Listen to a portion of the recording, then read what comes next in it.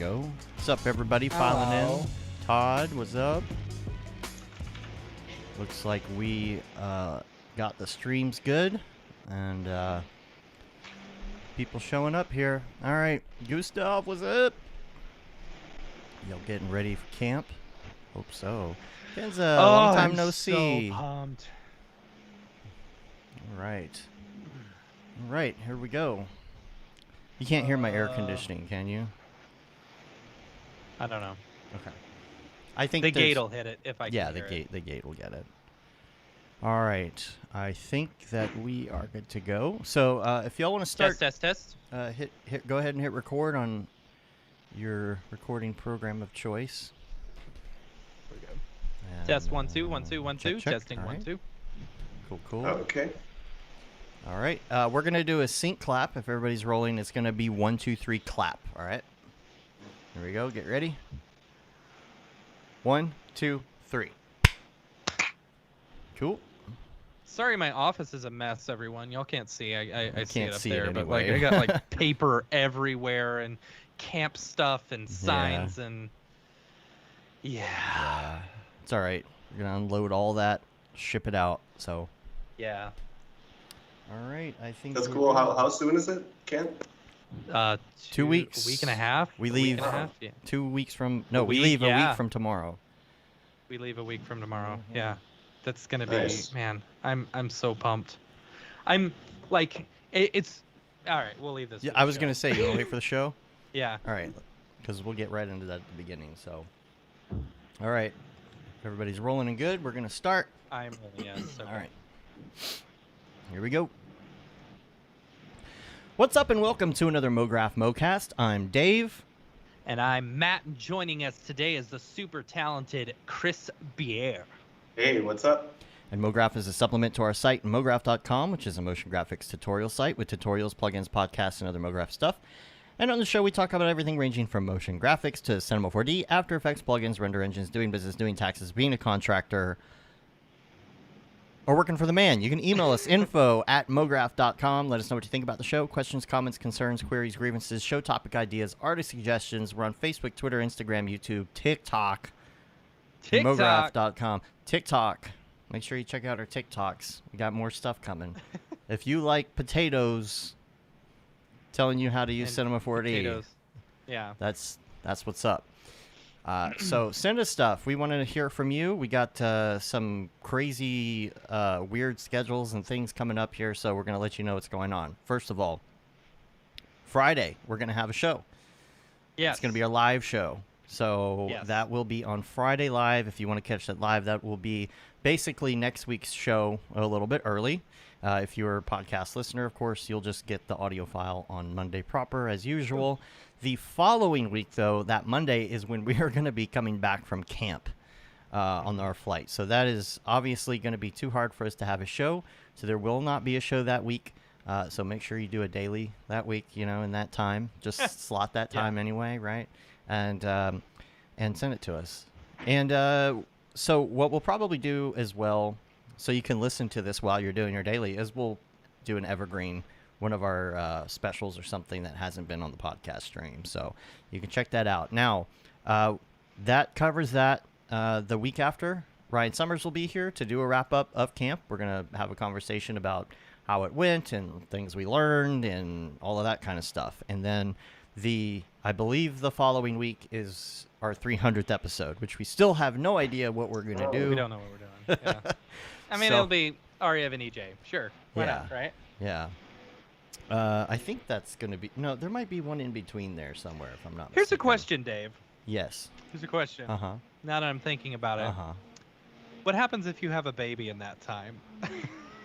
Well, then we just adjust. I mean, All right. it depends on where it falls, too. Like, if we have a baby on a Tuesday, I might be able to make the Right. next Monday show, for a couple You'll hours. be tired. I'll be tired, Yeah. but yeah.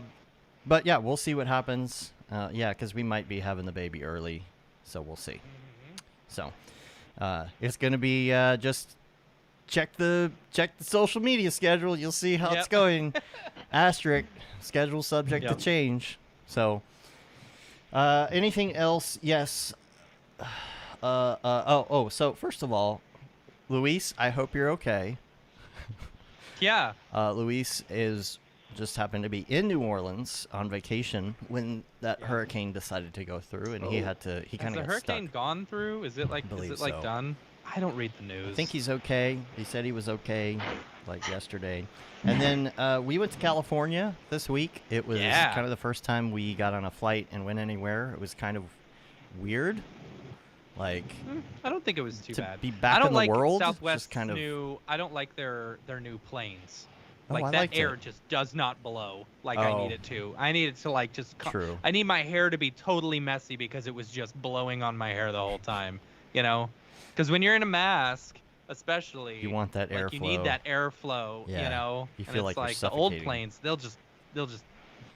Yeah. Yeah.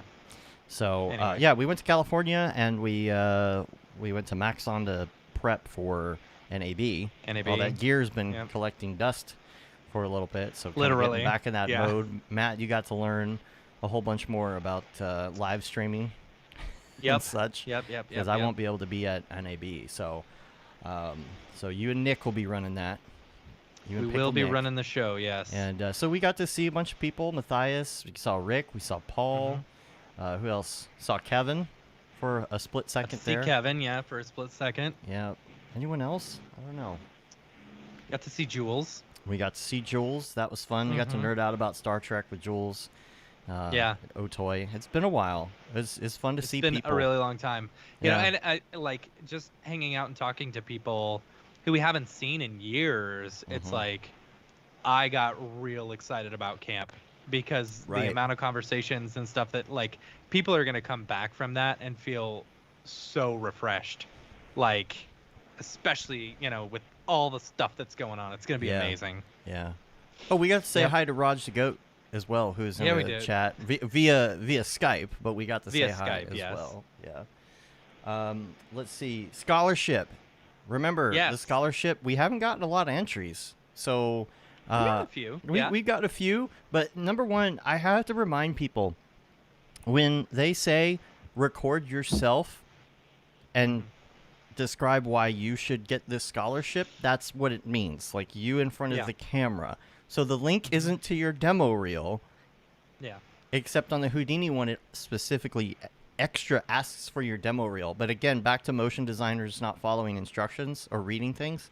Reading emails. Reading emails. You have to like submit a video application of why you should get this scholarship, and I believe only a few people have actually followed those instructions out of the people who have entered. So 90% of getting a job is actually following instructions, right? right. So just wanted to put that out there. We've had a lot of Unreal submissions, not as many Houdini ones, and Yep. so just go to mograph.com/scholarship. You can check it out there. If you want to apply, if you know somebody that might not be able to afford something like one of these courses, especially when it has to do with other countries, because the the exchange for entry rate is a and little bit higher, yeah. and there's no great way to really rein that in. So we're trying to do some things like offer scholarships. Pickle Nick says we should make an explainer video on how to. I feel like we All need right, to Nick, do get that. on that. Yeah. So, that's yeah, it. if you and didn't then, read the instructions, you don't really want it, right? Right. Which is about 20 people coming to camp, I think, Oh man, or so. there's still people that have not acknowledged that they have to be vaccinated and show proof of vaccination, Yeah, or that's the COVID test, long form PCR, That whatever is- it's called, yeah. within 3 days. So we have as of right now, I think there's going to be like 127 people, and mhm. only 113 have actually, signed it saying they acknowledge. It's All like, right. I hope they don't I show sure up hope. and like, oh, We have literally said it like a million times. 5 or 6 times. Social We've sent several packets, yeah. emails and reminder emails. We're and gonna people start who texting didn't, people Yeah. one by one. So Like, tell everybody you know who is going to make sure that they know this information and that they have Yep. acknowledged it in that form that we sent, because we just Mhm. don't want people showing up and having to be turned away, because we cannot let you Yeah. into the camp without one of those two things. Let me see if I So- can call out anyone on the And the other who's in thing the is, chat. make No, sure that you no. schedule these ahead of time. I've got to say, Mhm. because of the uptick in Delta, because more people are needing these tests for certain reasons, if you Mhm. have to get a test, make sure you are on there and scheduling it out now. Like, Yep. and make sure you schedule it for 3 days out, like right away. Go to Mhm. CVS, Walgreens, whatever you got to do, make sure, because the wait time to actually get in for the test is getting longer. So. That covers that. You have any more updates as far as camp goes? Yeah, so Oregon just updated their yeah, COVID protocols. They're getting hit pretty hard down in the south, not so much in Multnomah County where camp is happening, but a lot of counties down in the south.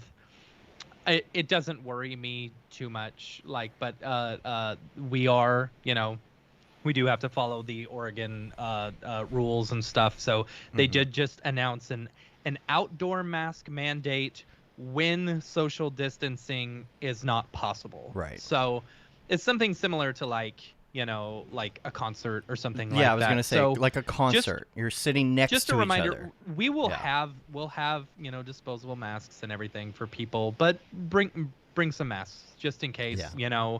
while we're outside. If you're feeling a little iffy or whatever, just wear a mask if you're noticing people who aren't, whatever.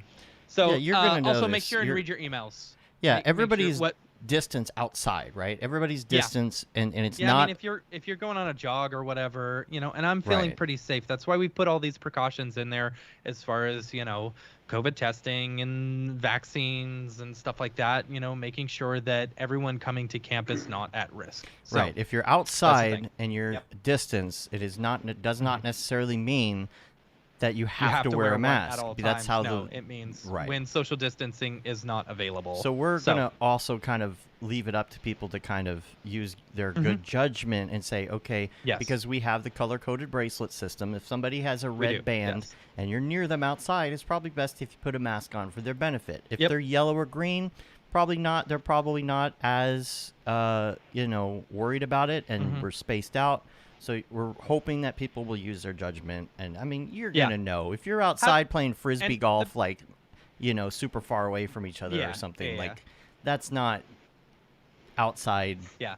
clustering. You know Have what I mean? a little bit of compassion for your fellow mographers, just watch out. Care Yeah. about other people's feelings. Yeah. I don't think we'll have a problem No, with that I think we'll at be our camp. fine.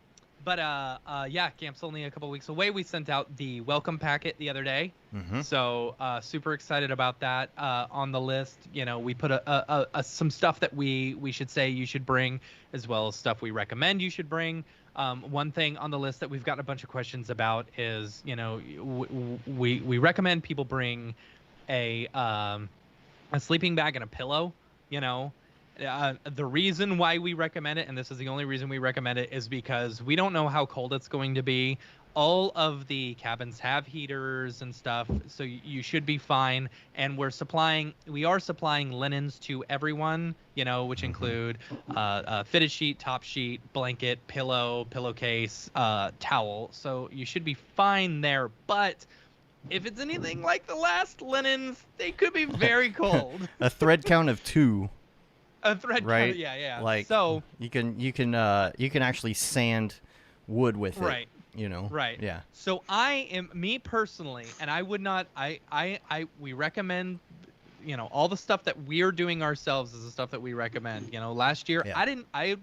I relied on the linens, and I was cold. But of course, we also didn't have heating in our place. Right. This one does have. And it was heating, also a so lot colder. It's not gonna be that cold. It was a lot colder. Yeah. It'll be Thank a lot God. better. It was so cold. But yeah, I'm recommending everyone bring a sleeping bag and a pillow, just so you'll be more comfortable, Yeah. and everything. Yeah. Be prepared. Yes. Like a scout. And with the welcome packet, if everyone saw it, they saw we are actually bringing in a gourmet coffee cart every morning, Friday, Saturday, Sunday, for everyone to pick up a nice coffee or tea or even a hot chocolate if you'd like. Or a smoothie. You know? They have a daily smoothie drink that they do. I Oh, they believe, do. as well. Okay, I didn't know about that too. It's Yeah, only like see, one. That'll be but great. yeah. Mm-hmm. Yeah. And Mark says in the So- chat here that the weather's looking Nice. primo. Upper 70s daytime, upper 50s. Oh my gosh, it's gonna be beautiful. That's gonna be perfect. So Yeah. bring a hoodie, bring a jacket. If you don't have one for some reason, you're crazy, and you need to purchase a Camp Mograph hoodie or jacket. We may have a couple left over. I for hope they do purchase. pumpkin spice. I'm gonna get my I my bet they pumpkin will. spice I bet they on. will. Wear my yoga pants. So, yeah, you know? and all those are provided by us. You don't have to pay for any of them yourself. The coffees, so not the we yoga are paying pants. for it. The coffee, yeah. Yeah. So, what else? What else camp-wise? Just make sure you read your think emails. that's it. The shuttle service is shut off, I believe. Or Yeah. Maybe it was the first. It doesn't mean But we if you can't didn't- squeeze you in if possible, but the There- problem is that we There's have a one. lot of people coming in between 10 and noon. Right, that's the problem. That's our That's biggest the- concern. Everything Yeah. else is pretty open. So if you haven't gotten us, your shuttle schedule, just send it in and we'll try and squeeze you in as much as possible. The shuttle only holds so many people. It's not Yeah. like a big. So if we got your uh, shuttle request yeah. after the official shut off, you might have to wait till the next shuttle. Yeah, or take an Because- Uber. Or Uber if Honestly, you the want. Ubers aren't that expensive. Yeah. It'll be fine. Yeah, that'll be up to you what you want to do. If you want the full experience, then maybe wait for the shuttle. Oh, and But- for those who we just started a Discord for camp. Oh, yeah, for that those too. who are interested. Mhm. I don't know where to find it. We'll get the info for the I show don't know notes. where the Mark, Discord maybe is. Mark can send it over. Yeah. Or maybe we'll put it in a Yeah. private thing for campers. I don't know. Oh, Julie 'Cause we said don't- she just texted you, Dave, for the thing. Anyway, Oh, okay. but yeah, it's gonna be a lot of fun. I'm super excited about it, and we've got. I think we have everything. Oh man, I can't wait for y'all to see all the fun swag we got and stuff. She said they have 2 different pumpkin spice drinks. Oh. Just in case you were, Okay. in case you were nervous. it's about the pumpkin Yeah. And I got the Discord info in Slack, ironically here, so I'll put that in Yeah. the notes. And then the other thing I was going to say is if you're going to do photography, if you're going to get some videos and stuff, we would absolutely love for you to tag us in everything. Totally. All the stories. Now, internet is limited. I get that, but when you get a chance, Yeah, we will have. I believe. Don't quote me on this, but there will be internet at the front of the building. There will be internet maybe in the cafeteria area, and then Beeple has internet in his cabin over in the Rotary Village. Of course he does. So, we specifically put him there because we knew there was Wi-Fi there. Right. Yeah. So, we'll yeah, have to do I would priority for not- anybody doing a daily. I That'll would be not count on having cell phone service. right. That's the bit. You're coming to relax. I'm pretty sure we couldn't get cell phone service when we were there. Yeah. So Get your Skype I would account not- ready, just in case. Yeah, get your Skype or Yeah. or Wi-Fi calling. I think. Yeah, you might be Wi-Fi able to calling. do. Yeah. And And I was going to say, yes. too, so Jeremy and I have been working on stickers as well. Mhm. Camp Mograph stickers for your stories. So we'll keep you updated on that. just Oh, fun. So Fun, you fun, can, fun, fun. have some fun Cool. camp stickers. Yeah, so. maybe we'll do some TikTok dances at some. Oh, God. Camp TikTok Yeah, that's the dances. other thing Very is funny. TikToks as well. We were talking about, doing some TikToks Yeah. at the same time. I don't know. You can't really Yeah. share TikToks the same way that you would like a No, story, you but can't. maybe we could just make sure you save them to where they're savable, where you can download if you do Yeah. a TikTok. That way we can put them on our Instagram stories later Yeah. and just show them off. I think funny. it's going to be great. Last year we had 300 plus Instagram stories. It was insane. Oh man, people are gonna get Love FOMO it. like crazy. It's gonna be awesome. It's gonna be awesome. Make your friends I jealous. can't. Yeah. Right? Right. That was the thing. Last year, everyone had FOMO. Or the last one. Yeah. Everyone had FOMO. I'm so excited for this camp because this has been 2 years of planning. Mhm. Yeah, 2 years true. of planning and So it better be good. weekly meetings almost every single week. Yeah. So Sponsors. I'm very excited about it. What? Let's talk about sponsors. Yes, sponsors. So we couldn't have done it without all of our amazing sponsors. Big shout out to them. Make sure while you're there, we'll have quite a few of the sponsors there. Just make sure and buy them a coffee. Free coffee. Wait. And say thanks for sponsoring and helping keep the price of tickets down. And all the cool swag that you'll get. First up, we've got our village sponsors, Maxon, Otoy, and Video Copilot. Big shout out to them. And then we've got our gold sponsors, Minimal Massive, Grayscale Gorilla, and De Facto Sound. Super excited to have them on board as well. And then our bronze sponsors, A Scripts and School of Motion. So lots of love to all of them. We couldn't have done it without them. LOL. So LOL. Yeah, man. So our last show before camp is on Friday, right? Yep. Dude. Yep. So much fun. That's it. So excited. Yeah. I am excited. I am excited. Yep. Cool. So- That's it for the wrap ups and things. Let's get on over to Chris and let's get into you and everything you. Number one, so you're in San Francisco, right? Yes. And are you freelance or do you work for someone specifically? I don't even remember at this point. I'm freelance. You're all freelance. Okay, cool. Yeah. Cool. So kind of take us back and let's start at the beginning. And I kind of know some of your background, but fill everybody in a little bit about your schooling in particular, because I think this is not different than some people necessarily, but I think it is most people's journey is like, I was interested in Mograph, I took Mograph in college, and now I'm doing Mograph, and I think yours is slightly different than that.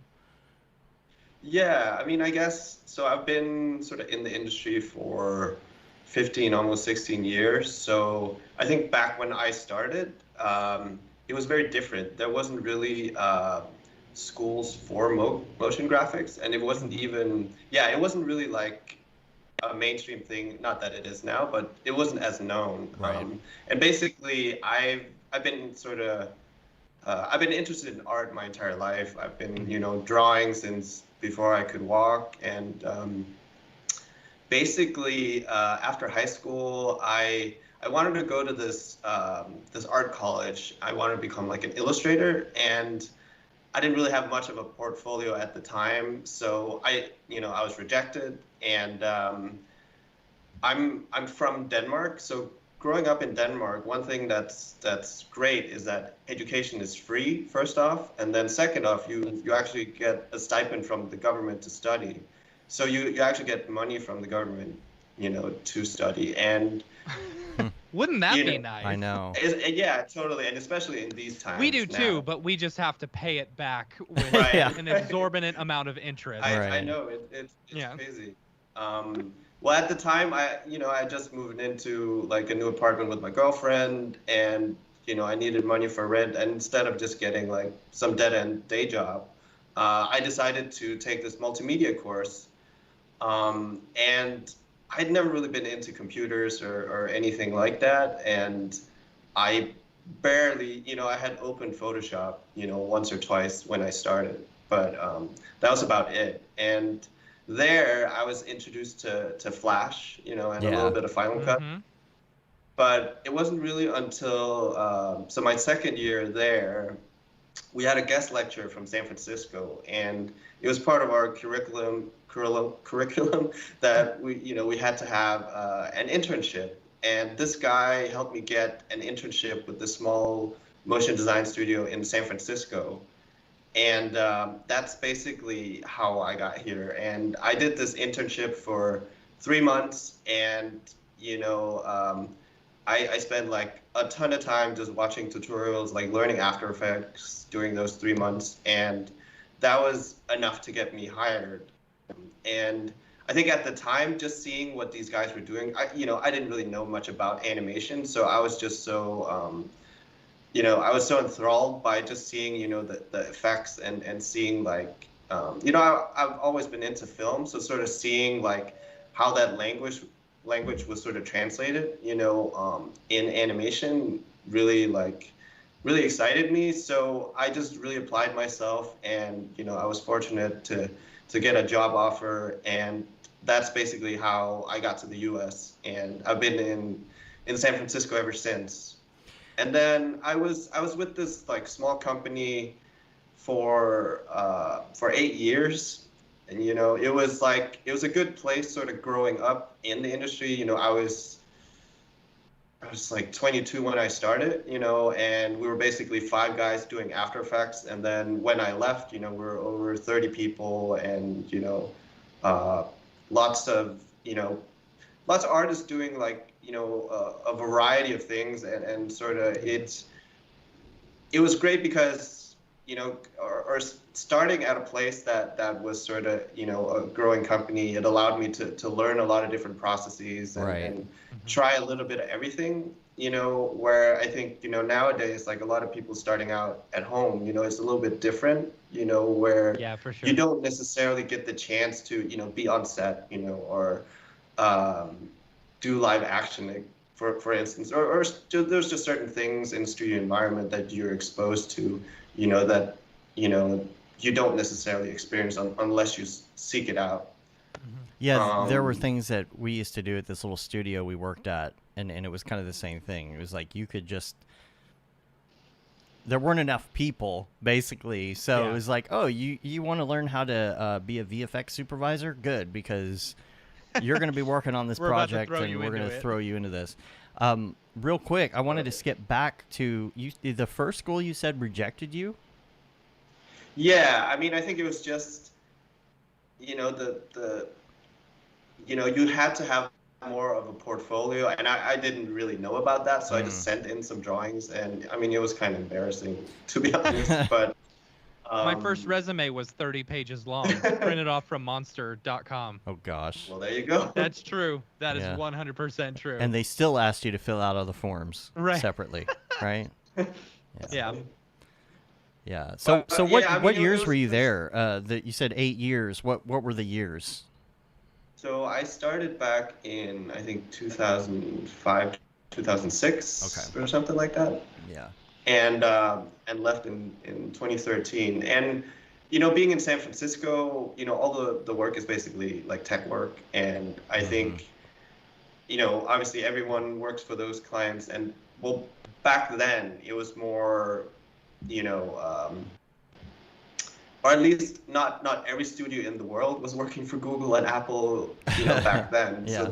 So that back then it was a bit more localized, and I think after working on in that particular sector for so long, and sort of I felt like my work was getting a little stale, and I just sort of needed like to new challenges. And obviously everyone wants to do more commercial work and Right. title work, and Yeah. of course was interested in that as well. And I just so after 8 years, it was a great place to be. And many of my friends and people I'm still friends with worked there at the time.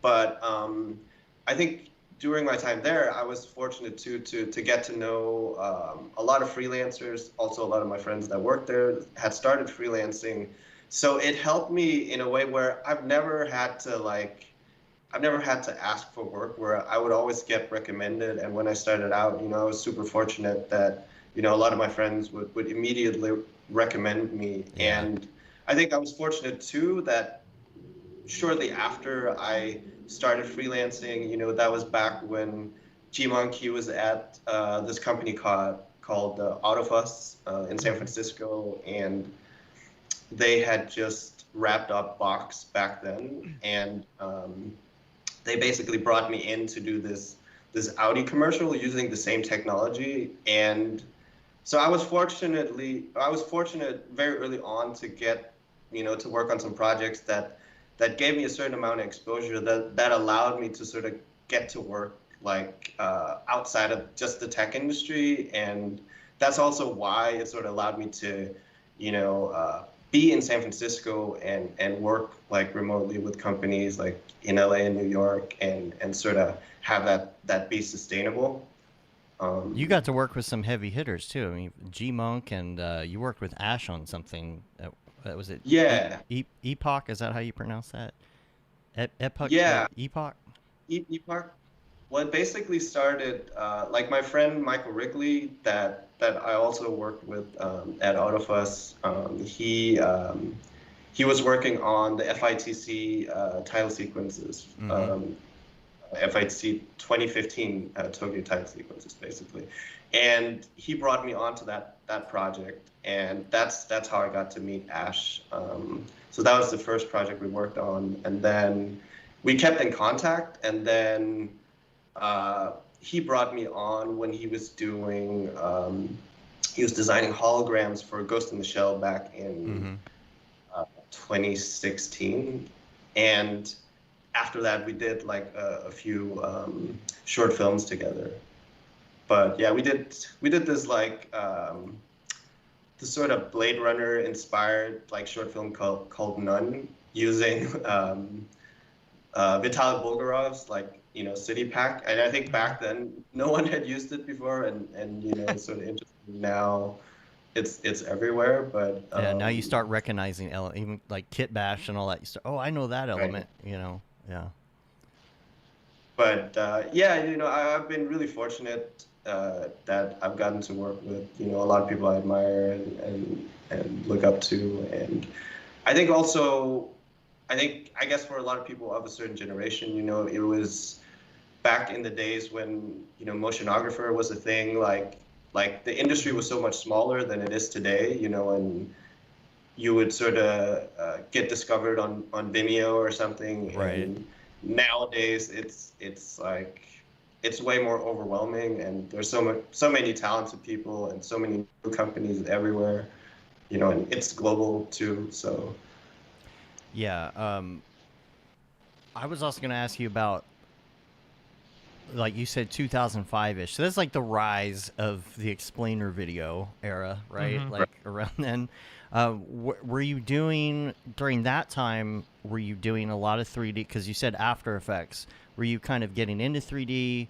Did you learn 3D, like cinema then? Like when did you discover cinema in there, and how did that play into what you were doing there? Yeah, not immediately. I started out with like Andrew Kramer and After Effects tutorials, like most people, and then I think it probably wasn't until like 2008, 2009 that I really got into cinema. Like I would sort of over time just use it like or a little bit here and there, like learning how to extrude a logo, and then sort of just expanding and learn a little bit more. But it took a few years before I sort of really dove in and fully like learned how to use it. And I think that sort of happened organically because like back in the days back then, there wasn't as many resources for cinema as there is now. Yeah. I mean, obviously Grayscale Gorilla was starting to do all their stuff, but I think also like studio wise, it wasn't like as widely used as it is now. Back then, like all these like Maya people were still laughing at you. Oh And 3ds Max people as well. Yeah. Totally. Blender wasn't even on the it wasn't on the radar spectrum. at all. Yeah. Yeah, no, it was it's very different. But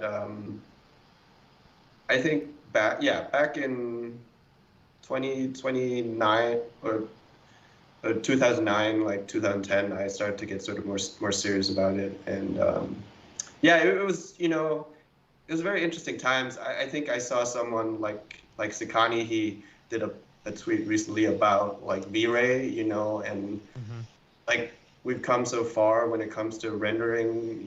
Just like I just remember compositing with just regular passes you had just rendered in like standard render, and it was really messy back then, and you sort of had to learn a lot of compositing tricks to get your stuff to look good, and also just like the stuff with the V-Ray renders, like all the irradiance caches and all that stuff. Like it was sort of like you didn't know necessarily how your stuff was going to end up, and you spent so much time like waiting on renders and like tweaking settings, and it's also the intuitiveness, I think, of cinema that really helped accelerate a lot of people. Yeah. You know, especially Especially from those After coming Effects. from After Effects. Yeah. That was Yeah. that was my biggest thing as well. It's like it felt more comfortable than any other 3D package. Yeah, it's definitely very intuitive, and I think also just, I mean, from then on, there started to emerge this sort of DIY community, right, where people were really interested in sharing, because back then too, like most studios with like a Maya pipeline, they were sort of very secretive about their Yeah. tricks, and they didn't want to share, and everyone had their proprietary scripts and and software. Yeah, it was awful. You know, I remember working in a studio where the senior editor or whatever, or VFX person, wouldn't tell anyone lower than him how to do something. Right. Because he wanted to make sure he had job security and stuff, which didn't Yeah. help out No. once he left, and I was then put in that position. Yeah. You know. Yeah, it's silly. You know, it's. I mean, and I think we see the strength in that now too, where someone puts out, you know, an effect or something that they've developed, and then the community sort of helps make it better. Yeah. Yeah, it's everybody learning together, everybody, and I think that's why it accelerated as well, because so many people were sharing with each other, and it just helps the entire community. It helps the whole genre of, I guess, what we're doing. So, yeah, I mean, without the community, we'd still be, you know, doing 3D Max and Maya and not sharing any secrets. So, that wouldn't be any fun. You know, how often do you see the, you know, the 3D Max community having meetups? I don't think so. Right. Yeah. So, okay. So after the 8 years, let's talk about after the 8 years. Then where'd you go after that? Did you already tell us that? Did I forget that? I'm old. Well, you know, so I was still in San Francisco, and, you know, at first I thought, well, you know, I assumed that, you know, there were other local companies, you know, doing more sexy work. So I tried to sort of freelance with as many studios in the city as possible, and figured out that everyone does the same work and works for the same companies. So that's why I sort of tried to make more of a conscious effort to sort of stay away from tech and just sort of get out and do more commercial work. And I was just fortunate that, you know, just sort of by happenstance that I got to do some of that. Like I got to work on some weird and interesting projects. Like, for instance, so I had gotten to meet with G-Monk, for instance, about this Audi commercial, like pretty shortly after I had started freelancing, but it wasn't starting till like late, you know, like 6 months later or something. And then in the meantime, he recommended me for this like internal job at like Google. They have this like internal department called ATAP, which is where they did all the spotlight stories. And back then, they had hired the Mill to basically to help this guy Benjamin Maupier, who is he was the dance instructor on Black Swan, and he has his own media company, and he's like a renowned director now. He also happens to be Natalie Portman's husband. So you know, at the company, they're all about this guy, and they basically wanted him to choreograph and design like this routine, so you could like, you know, have a dancing avatar on your phone, and when you held it up like and recorded someone, like it would use his moves, you know, to sort of like create this sort of virtual sculpture. And they brought me in basically to help design what that would look like. And it was sort of an interesting, it was like, I think my second job, like as a freelance artist. And I was basically just sitting, you know, for 2.5 months, just doing like X particles and applying it to, you know, to motion capture. And yeah, I was going to ask, is there a lot of motion capture? Were they providing you that, or did you have to figure out all the motion capture? Well, they did provide me with some. They recorded some. Like they had a lot of resources at some point at least, but then I guess Benjamin, he got hired by the Paris Opera, and I guess he sort of lost interest in the project and eventually didn't lead to anything. But it was sort of an interesting sort of, early job. But like after that, I've sort of, almost or like after a year into freelancing, I've been sort of almost like working remotely ever since. And so it's been mostly like yeah, working with studios in LA and New York, and yeah, that's sort of remarkably it's worked out without me having to move to any of those hubs, fortunately. And so the jobs just kind of come in from word of mouth, right? Yeah. I mean, I think it's a lot like that in our industry, like as soon as you get on someone's radar, it's not, like I think so many studios are always looking for artists, and like none of them necessarily communicate together or share artist pools. So as soon as you're sort of in the mix, like you're pretty safe, it seems. Yeah. So what's been your favorite thing to work on then under freelance? That's a good question. I mean, I think like nowadays I try to focus on more doing just like concept design and style frames, and do sort of not just less of the heavy lifting, but I just enjoy that process more, than doing like production in animation. And so I've been fortunate to work on, well, there's a few things I can't talk about, but there's like some new shows coming out where I helped design some props, which was really fun. Otherwise, yeah, there's been like, well, Ghost in the Shell was like a big project for me back then too, also just because, or like Ash and I had talked about, like because he knew that I was a big fan of the original film as well, so it was sort of very exciting to get to work on it and just sort of seeing like, because there's a lot of like great concept artists working on that film and a lot of people creating like, some really incredible work. So that was a sort of very formative experience as well. Do you use mostly GPU render engines? Like what's your preferred? I'm sure that clients need both, but what do you prefer? Yeah, definitely. I mean, I mostly work in Octane, so yeah, pretty standard. Yeah. I wanted to talk about this piece here, which I lost the name of. It the OFFFFFF main titles. Oh yeah. From this is 2019. Oh man. Yeah.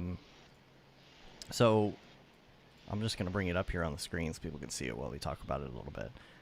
Tell us about this a little bit, because I'm noticing there's just so much in all your pieces that I guess show off the fact that you really understand a lot of different areas of 3D, whether it's of course the photography, like the the DPing of the whole thing, the art direction, dynamics, texturing, X particles. Like I feel like you've got a handle on like all of this stuff.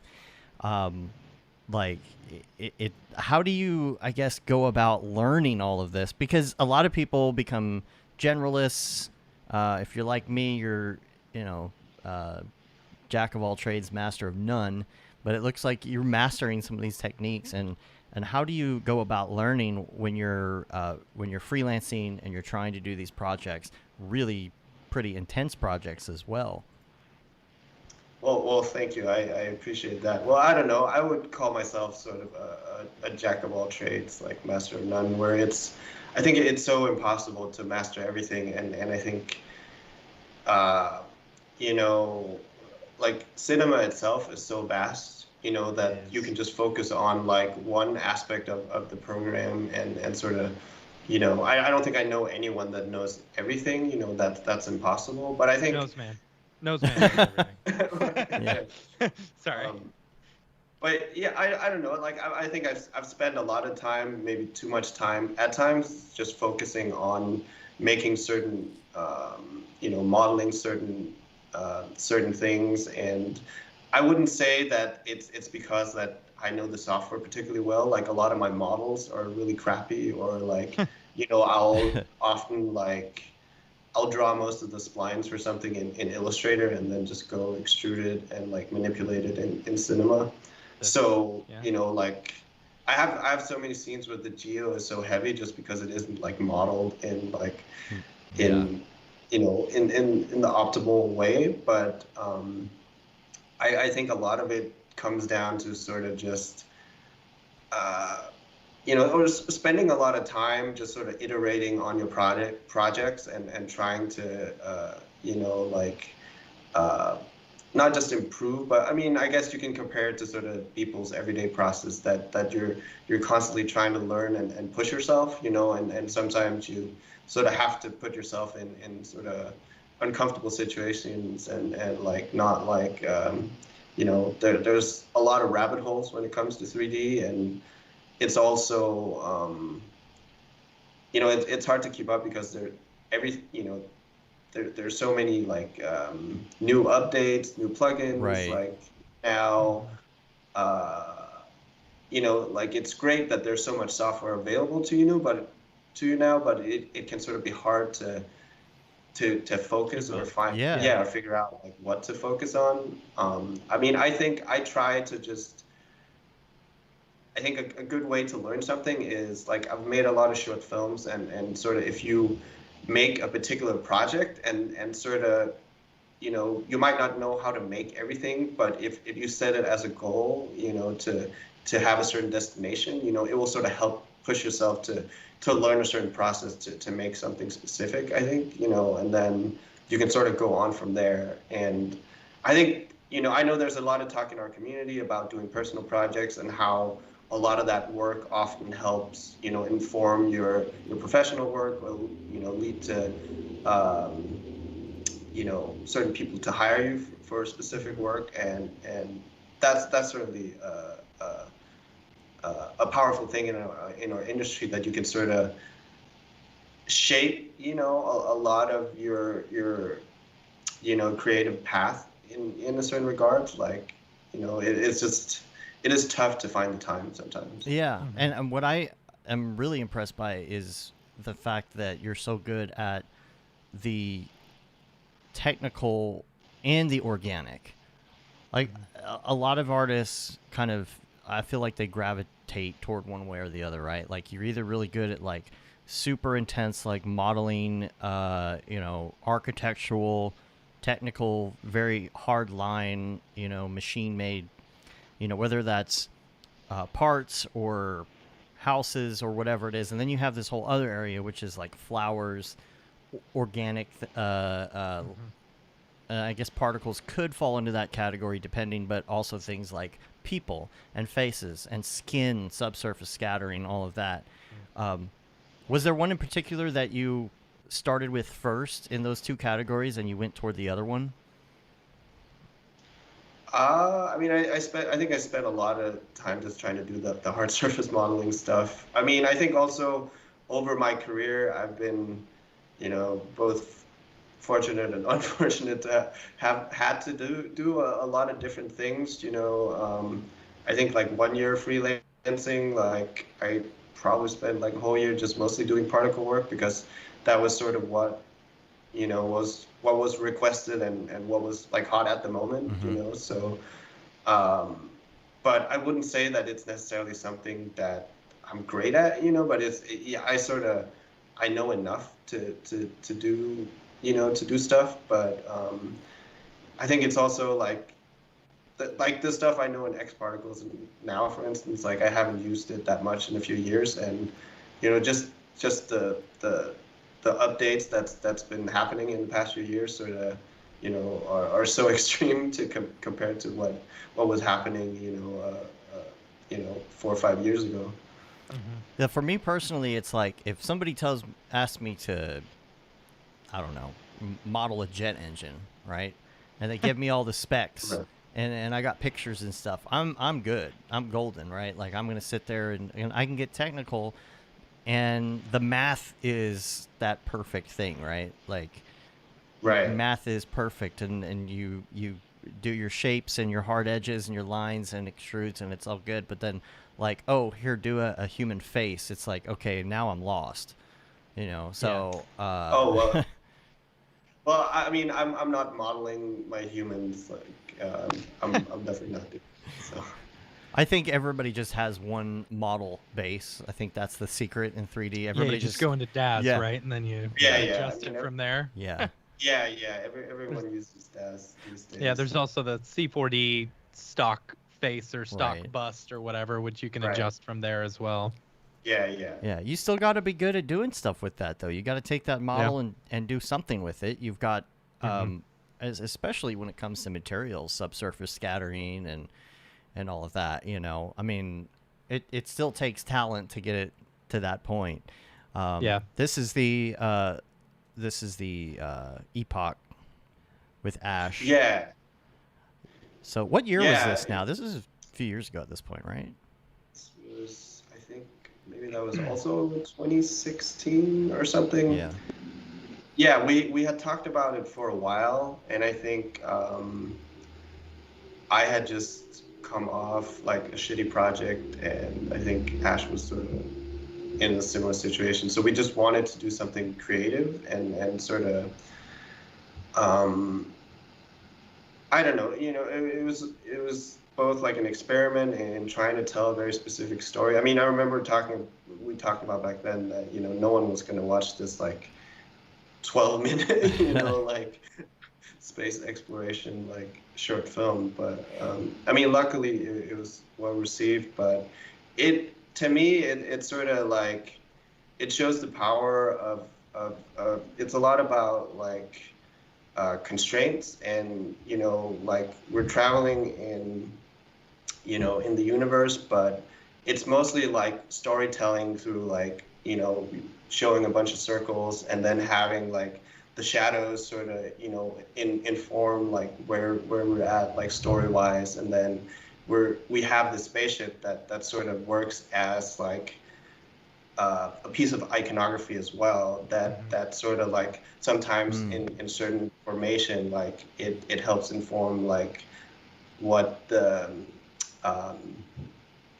environment is like, you know, around a certain planet. So, you know, if it's in a plus formation, you know, that's a positive thing. Like if it's like an X, it's more like, you know, a dangerous space. So sort of playing with that type of storytelling was sort of interesting. And I think we had just, I mean, when we did Ghost in the Shell, it was like one of my first like Octane projects, or you know, one of the early ones. So we were still sort of learning about the shaders and how everything worked back then. Well, it's also like a long form story, kind of like 2001 would be. It's for people who have patience.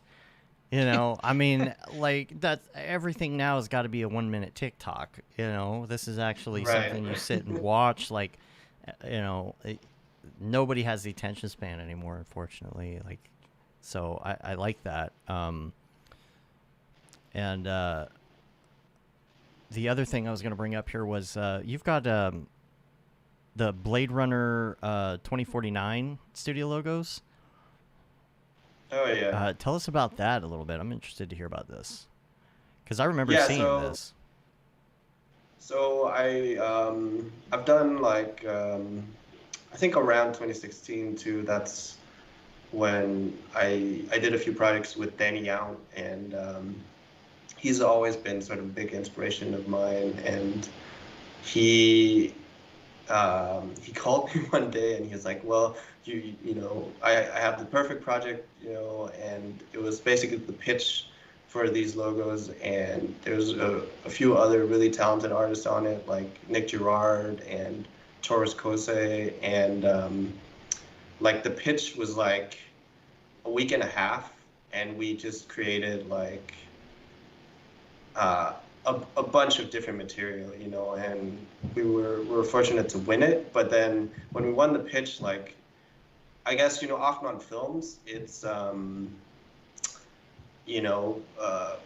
when it comes to like the graphics for the film, like they often don't get that much time, in front of the director. So so often like it's, like Danny's strategy was just to create like a package of things and like, or create several versions, and then hopefully, Denis would pick one. And so I was working in tandem with Toros and Nick, and we made like, 3 or 4 different versions of these logos. And unfortunately, mine wasn't the one they picked for the final film. But it was a fun project to work on. Yeah, it's, I guess our credits are still in the film, but. And you also have a bunch of projects, I think, that are personal projects. And I think you were saying in an interview that I was listening to the other day that something about putting your logo on a project. And I think maybe it might have been in like comparison to like doing a spec, or something, right? Like doing spec work and putting a Coca-Cola bottle in it instead of just putting something else in there and putting your brand in there. That Well, seems, no, sorry, go ahead. No, sorry.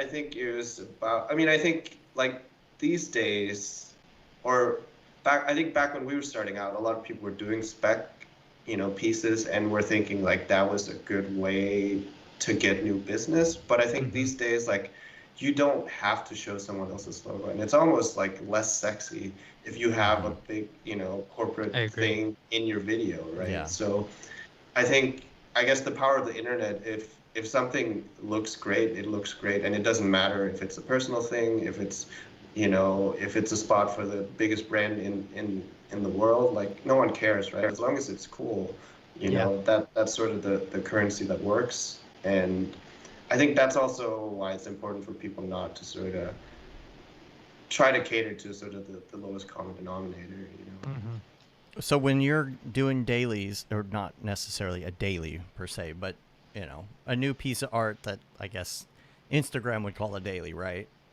You post it, but you really spent like a week on it or 2 weeks or whatever. If you're going to do like a personal thing like that, generally, like, what is your goal? I know most people say it's to learn something, but like right now, if you were to say do a personal project, would it be more about the content of the personal project for you, or would it be more about learning something in particular? I mean, it's a bit of both. I think it's always about growth for me. I mean, I think my art can always improve. I think I always see sort of the mistakes in all the old world work, and I think there's always new software I want to learn, but I think also just improving at anything from cinema to the current packages I'm working in. I think I mostly work. I mean, not so much on everydays, but I try, or I always have sort of long form projects that I'm sort of working on the side. Not that they always turn into something, but how you often have like shelf projects, and then sometimes you sort of it's like choose to sort of revive them, or you experiment a little and see if it's something you feel like could maybe go somewhere. Yeah, or sometimes it's like you you give up on a project, and then you come back to it later on with some new energy, but it's tough, right? I think that's sort of something we all battle, like finding the right balance between like professional work and sort of getting that sort of artistic satisfaction from what you're doing generally. But I mean, obviously I wish I had more time, and there's a lot more packages I want to get into. Like, I've been trying to teach myself ZBrush, but I just haven't had enough time to sort of get, really deep into it, and I'd like to learn Houdini, but also that's another time suck, right? It's like, Well, one of those things in your demo kind of looked like Houdini a little bit, the fractal stuff. The fractal stuff that you had in there looked so like very similar to the one of the chapters that we have in our Houdini course. Oh, yeah. I've heard that a bunch. I think that's the power of cinema, right? That there's certain things that you can make that doesn't always make sense, like compared to Maya or Max. Like in cinema, or cinema is way more robust, right? Where you can like nest certain things and it just magically works. Where on the other hand, it's not necessarily built in the most efficient and the right way, and it just works for this particular thing where, and actually making those fractals is very easy, like remarkably, you can just like do several iterations of mode extrude, like on any piece of geometry. Right, yeah. Lets you, or it gives a similar effect, but then on the other hand, like you can't do sort of like infinite, multiplication or like extrusions like you can in Houdini. Right. So it's sort of like a ghetto fractal. Yeah. So as far as the art direction on some of these, are you doing all the art direction, or is it kind of a mix of half and half? It's a mix. I think like, in recent years, I've been sort of more just more focused on just getting to sort of do concept design and style frames in the sense that to sort of have, less responsibility almost. Just Sure. So it varies. I've worked, or actually like a large portion of the work I do is often pitch work. So sometimes it doesn't see the light of day, or it's like it isn't necessarily what the final project is gonna look like. Right. Yeah. So it varies a lot, but when you're building out style frames, are you building them out with the intention of like the person taking over that project and doing it there, or are you just like, no, they got to figure it out on their own? It varies a little bit. I mean, for the most part, yes. And also just, I mean, that's I think, especially lately, has been more of a requirement that a lot of studios would like to get your files to, so they're production ready. How much like post work is involved when you're doing some of these style frames? Are you trying to do everything in camera, one render off, or how much post is involved? Not a ton. I usually just do a little bit, like a color correction and like some film grain and stuff, and a little bit of glow and blurs, but it's not a ton. Like it's, I don't know. I mean, I used to do more, render passes and all that stuff, but I think again, since just doing style frames in Octane, like it's just more convenient to to do the depth of field and everything there. Yeah, absolutely. Sure. Passes just feel like such a pain when you're used to just doing that beauty pass and calling it a day. Yeah. Right. It's like whatever you can do to avoid that.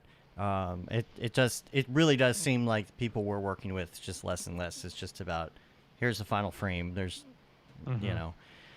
not much to be comped anymore. Yep. Yeah, and I think it's also, I mean, it's gotten remarkably good, right? Or compared to like, how rendering used to be, Yeah, so you could do those quick passes and just try something out, and right. And rather than sorry. Or sorry. Or you can even do like LUTs and stuff in cinema. Right. Yep. Yeah, and it's like, okay, I'm gonna try this pass, and before it was like you were maybe doing stuff like depth of field in post because it added to the render time or something, or you're afraid that if this rack focus is wrong, then I'm gonna have to completely re-render. But now it's like, well, it's only 1 minute of frame anyway. I might as well. I'll change it and I'll render it again overnight again. Yeah. Absolutely. So, with the art direction and things, who are some of your influences? Does it come from particular people in motion? Does it come from movies? A bit of both. Like I'm definitely I'm very or I guess I'd say I'm a big cinephile, so I've always been very interested in film, and I tried to sort of work that into like my camera work a little bit, and the colors I use. Like one of my favorite films is In the Mood for Love by Wong Kar-wai. It's this like Hong Kong film from like the early 2000s, but it has like it's like a character study in composition almost, where every shot has like these layered compositions where it's sort of this like tragic love story, but the way that the compositions are built, it's like constantly trapping the characters. So it's creating these sort of compositional cages, and it's sort of very interesting in that way. So if you look at the film from a graphic design perspective, it's really fascinating.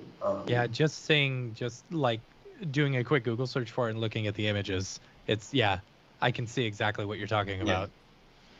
And then, of course, I mean, I'm inspired by a lot of like classic science fiction as well. And I think, like when I started out in the industry, like people I really looked up to were people like, Danny Young and like Bradley and people like that. I think Danny, like, who, when he was at Prologue, like he both sort of, or a lot of the best people sort of worked under him and sort of became a new generation of directors. And I think they've sort of set a lot of like the sort of the visual standards that we're working with now, that, this sort of, I like, a lot of the work that sort of have a mix of maximalism and minimalism, where it can be like a minimal object, but when you sort of zoom in closer, it will have like a lot of intricate detail and things like that, and obviously creating a lot of that stuff has become, so much easier again, right? With the way that the render engines have become better, right? And just like how you can, use displacement maps and things like that without having to model like, really complicated things. Right. Not to say that, like I certainly have a lot of appreciation for when you see stuff like Cornelius's work, right? Right. Like, all those details. Yeah. Or because we're so used to having so many assets available, and which is great, but when you see someone that models everything from, the speckles of dust in your scenes, I think that's very impressive. Yeah, it's like there was one particular scene I was watching of yours. I can't remember which one it was now, but I was thinking in the moment, I'm like, I wonder if he modeled that for this cool shot, or if it's models, or kit bash, whatever it is, right? Because it is more impressive as an artist to see something someone did, and they're like, oh yeah, I modeled all that, right? Yeah. It's a little different for your general audience. They don't care either way. They don't know the difference, but right.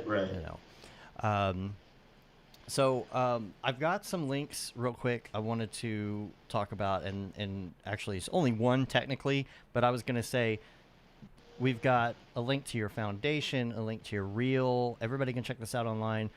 Your interview with Motion Plus Design Los Angeles 2020, and then also the motion design show for Maxon that you did a few months ago at this point. That was a great presentation as well. So thank you. Make sure that that's all in the show notes. I remember that one in particular. Everybody in the chat is just, jaw dropped virtually. So, thank you. So check that out in there. And then the only other link, non-Chris related, that I had for today was that Procreate is adding 3D to the iPad, and I just wanted to put this link. It's kind of a preview of what's coming. I don't think it's out yet, but I just thought it was interesting because that right there, adding 3D models and being able to do lighting and shadows and other things, awesome. It's like, wow, like where is this going? When is Adobe going to buy them out and include this in Substance Designer, right? Because that's what it feels like. Don't put that out in the universe. Well, don't put that out in the universe. I don't know. I mean, I think Procreate's going to get bought if they're willing to sell, of course. But yeah, having those amazing tools already, and then you're going to put in the 3D aspect of it, if they do it right, just imagine where that could go. Like Substance Painter in an iPad, essentially. Right. Man. It's like super interesting. I'm very excited for it. I'm interested to see what, like, just looking at the images and stuff, it's like, I wonder what render engine they're using in order to render out the stills and the lighting and stuff like that. They could get that Octane in there. Are you going to be able to, yeah, right. Are you going to be able to place lights in your scene, or is it HDRI only, or is it like, you know, I don't know. It's interesting. Yeah. I think people are doing some amazing work in Procreate. Yeah, absolutely. Yeah, can't wait for Caitlin's course to come out. Yep. So close. We're so close. So that's really it for the links, and we're going to move to Mograph Recommends, because this goes right along with the art direction stuff we were talking about, where we're going to ask you some of your favorites and influences. These could be favorites of all time. They could be recent favorites. But it's always cool to hear, especially for somebody that is so good with art direction, like, you know, where are your influences coming from? So the first one on the list is going to be your favorite movie. And also, I've got to use the restroom. So y'all go ahead and start, and I'll be right back. I tried really hard to hold it, but as usual, here we are. I am excited to hear about your favorite movie. Well, I just named one, but another one would be, I like a lot of sort of classical, like sci-fi from the 70s. So Solaris is certainly one. Another one is like A Space Odyssey. I think, you know, I like, or what I like about film too is sort of find the sort of origin of inspiration sometimes, you know. So sometimes if there has been a piece that is particularly influential, I think it's sort of interesting to see where that all started, you know. Right. What was the influence of said director, or yeah. So I think, you know, a film like, you know, A Space Odyssey, you know, has obviously been, you know, referenced to death and still is, but I think it's sort of like, I think visually, like, still holds up remarkably, and I think that sort of shows the power of good design, right? When something can sort of stand the test of time, and you know, still, you know, that film was made in the 60s, so yeah. You know. I only saw it for the first time, all the way through for the first time, probably like 6 or 7 years ago. Yeah. And, you know, I was like, it was a beautiful film, but I remember thinking to myself, I have no idea how this movie got made back in the day. Right. You know, this would not have been greenlit in our current, current film. Yeah, no, it's definitely not the most accessible. You know, it's a very cold movie, right? It's sort of like free of emotion. Yeah. But yeah, no, it's you know, I guess it's like, it's based on, you know, a book, and I guess the visual effects back then were also I guess pretty groundbreaking. Yes. Okay, you got to give me the cliff notes. We were just talking 2001 Space Odyssey. Okay, cool. Yeah. Cool. Well, that's good. That seems fitting after our conversation earlier. Brandon, what's up, Brandon, in the chat? Brandon Parvini's here too. Any others? Sorry, I just came back, so I'm like. I've never seen Solaris that you were talking about, but it looks gorgeous. Oh yeah, I know that movie. Yeah, that's another. I'm a big fan of Tarkovsky. I think that's also, like, the film was remade back in, I think, like the mid 2000s or something by Steven Soderbergh. But it's sort of like a lot of these like classic science fiction movie from the 70s, where it's sort of about the inner and the outer journey sort of juxtaposed. And I think I think my reverence for that film is also a lot of like how it's sort of been an inspiration for a lot of films to come, and that's a film that's a bit more, or compared to 2001, that's sort of a bit more emotional and sort of a bit more surreal and not so like cold and um, or it's a bit more about sort of about like the human condition and but Yeah. let's see what. So on that note, I guess we'll add TV shows in there too. Are there any similar TV shows that Yeah. kind of shape that for you? Yeah, I mean, I like a lot of the classics like Breaking Bad and The Wire. Beat Kevin. Beat Kevin. Yeah, there you go. Yeah. But but also like recently I watched. Have you guys watched the White Lotus on HBO? No, Oh. I don't even think I've seen that advertised. White Lotus. I think it was recognize it. very recently. It's sort of it's like a show that's set like at this resort in Hawaii, and it's sort of like a dark comedy.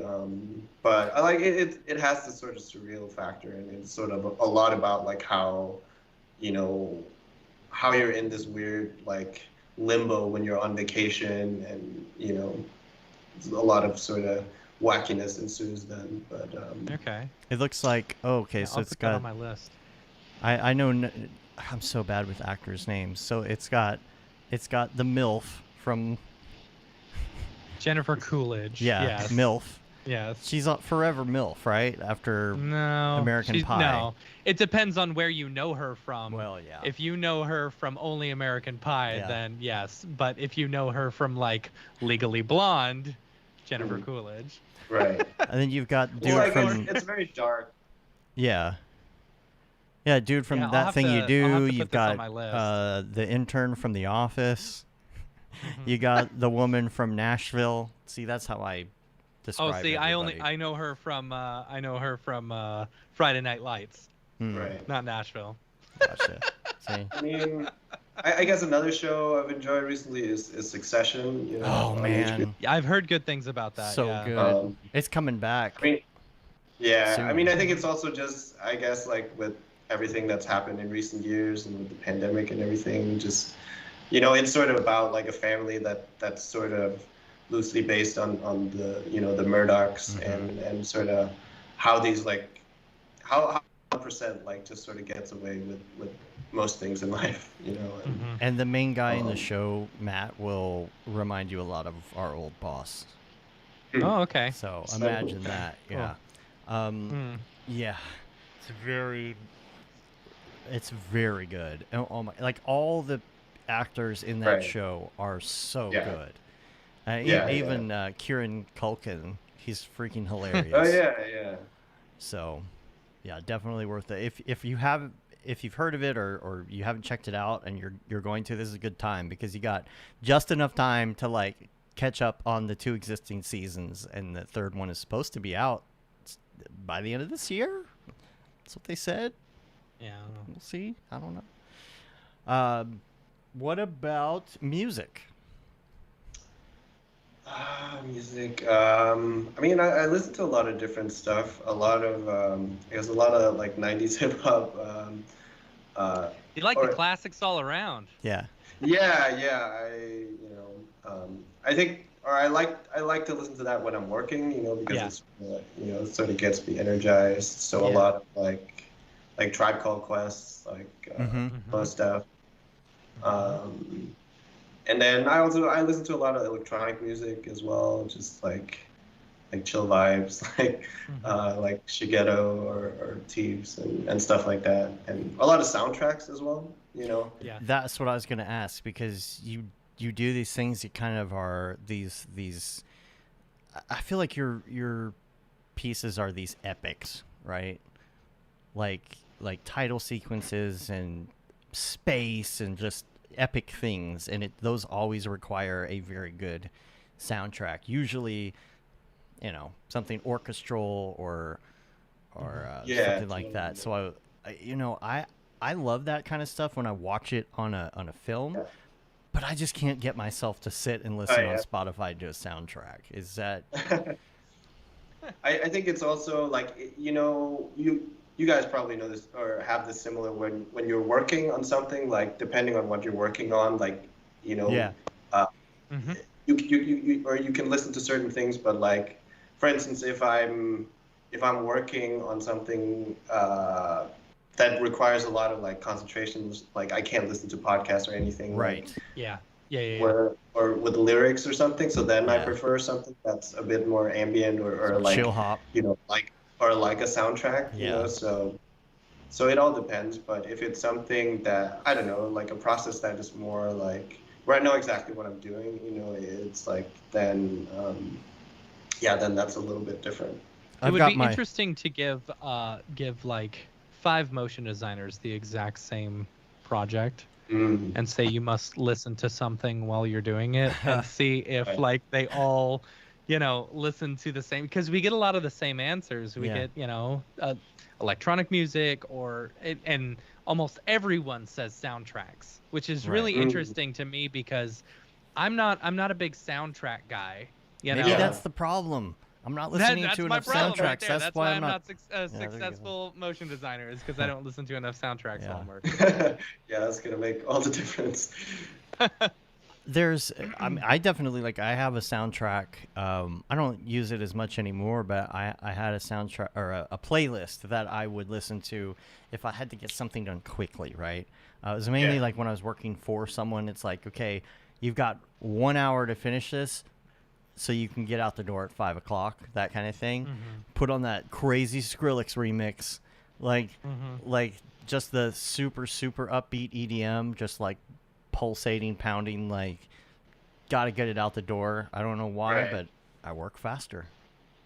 Well, also, I think a lot of soundtracks aren't necessarily as like, it's not like all like John Williams or sort of like the old school, where you have a certain theme, like a lot of like Trent Reznor's work, for instance, is more like contemporary electronic music, often. Yeah.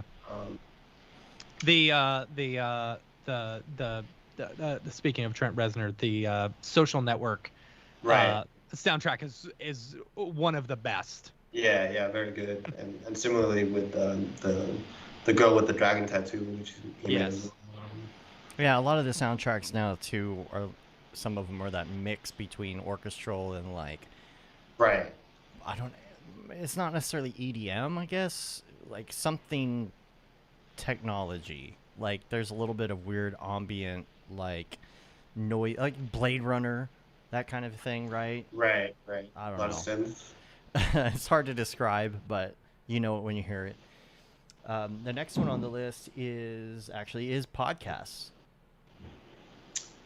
It's like in periods, I will listen to. It's not something I listen to a ton, but I've been catching up on some of yours recently, and cool. I sometimes listen to the A24 podcast. So A24 is like this film studio, and they have a podcast where they let different filmmakers like interview each other or actors. So it's like, maybe 2 actors that worked on the film and they sort of interview each other about it, or different directors interviewing each other. So that's sort of some interesting insight. And let's see.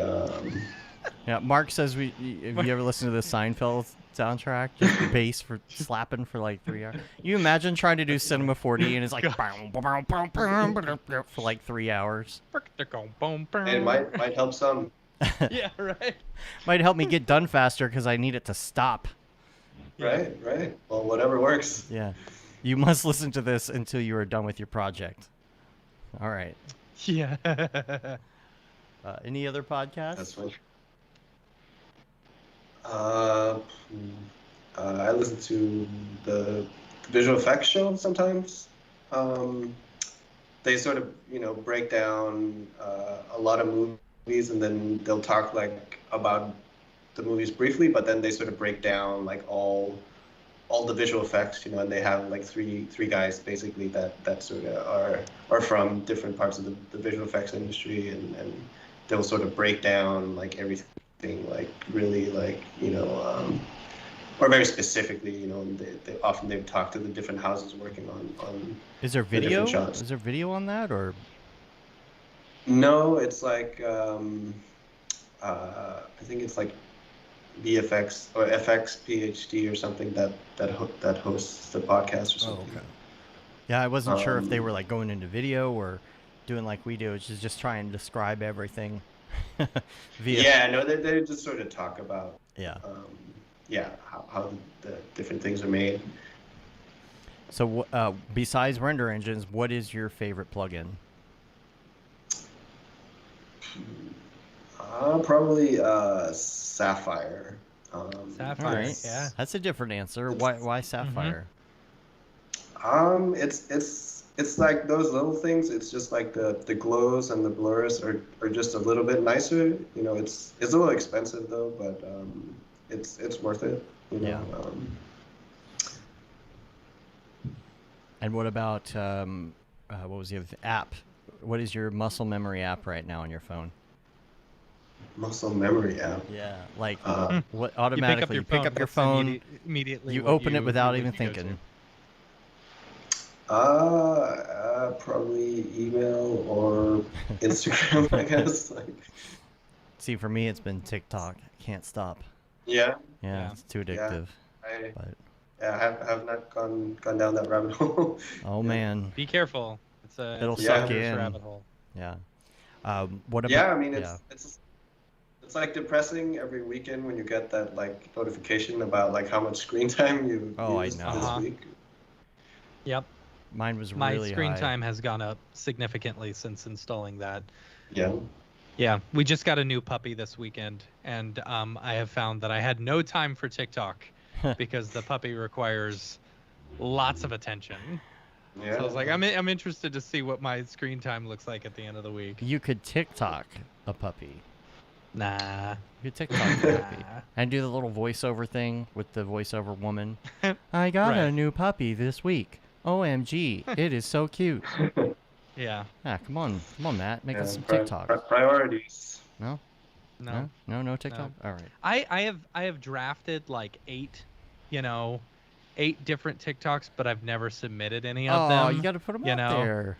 Well, it was like it wasn't me personally. So I was like, oh, maybe I'll do this TikTok where, I show my kid puppy videos because he would always laugh at the puppy videos. So I've got like 8 drafts of my kid duetting puppy videos and just laughing the whole time. It's really Yeah, you should funny. put it out there. But whatever. Just got to Nah. dive in, man. Dive into the TikTok. Yeah. Yeah. No. Video games. Do you play any? No, not really. Not gonna join our Halo group then, huh? No. No, no, I don't know. Like I've always had a lot of friends that were really into it. Just never really, I just never really committed. I guess I think a lot of it's just like knowing that it's like a time suck, and it's it's hard to find the time for it. Mhm. Yeah, that's understandable. That's why I don't play any new video games for the most part. It's always just Halo and the new version of Halo, or GTA and the new version of GTA that will never come out. So. Nice. Why do they need to? They're making money off I of curtain know. GTA. Yeah. Life hack, and the usual example for this is that you turn your toaster on its side for some bomb-ass grilled cheese.